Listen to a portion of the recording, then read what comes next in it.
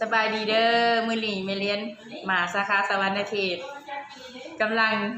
สิกินกาแฟเนาะได้เวลากินกาแฟแซ่บๆและได้คุณภาพเนาะก็คือเวลานี้จักโมงเนาะคุณก็เด้อมื้อนี้เป็นโอกาสดีได้มาเยี่ยมยามสาขาสวรรณเขตเนาะเพราะว่าสิเดินทางไปแขวงสารวัตรไปภาคใต้เนาะก็เลยมาแวะ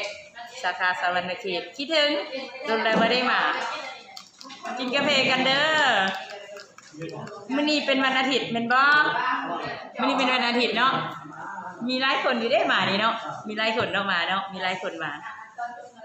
ตอนนี้เวลา 10 โมงถ้ากินกาแฟให้ได้คุณภาพหรือถูกสูตรในเซลล์ของคนเฮาเนาะก็ต้องกินหลังอาหารแล้วก็เวลา 9 โมง9 โมงครึ่ง11 โมงพอดีเนาะก็เลยตั้งใจอยากมากินกาแฟในสวรรณเขตนี่เนาะก็มื้อนี้มีทีมงานมาจากเซโนไลน์เนาะสบายดีสบายดีครับสวัสดีเมเลียนใส่กับมาสวัสดีโค้ชทำจอกกาแฟในเมเลียนใส่กับมาสวรรณเขตมาสกาสวรรณเขตได้มื้อนี้นะกินกาแฟเดียวแล้วบ่ติดใจกาแฟเลยนี่เนาะกินมาได้หลายเติบเบิดหลายชิปโซฟได้เมเลียนเลยโดยเป็นได้กินแล้วกินแล้วรู้สึกดีขึ้นแข็งแรงประเภทความดันหรือว่าเจ็บหัวเจ็บคอเจ็บยังนี่ก็ดียังมีใน1 มื้อเว้นครับส่งแล้วกินเลยหอมๆเนาะ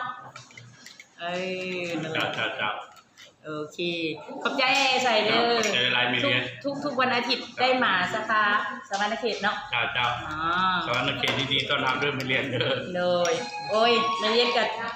ไปหลายสาขาเนาะมีแฟนที่ไปสารวัตรบ่มื้อต่อไปแม่ไปสารวัตรก็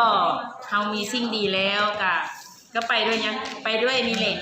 แฮปปี้คอฟฟี่โกเพื่อไปบอกสิ่งดีๆให้ตามแขวงและพี่น้องที่อยู่ห่างไกลเขาจะรู้กาแฟกินของเฮาน่ะกินทุกวันดีทุกวันกินระยะยาวดีเป็นระยะยาวกินแล้วมีผลข้างเคียงเด้ออันนี้ก็คอมเมนต์ว่าแม่เลี้ยงของเพิ่นว่าดีหลายเนาะโดย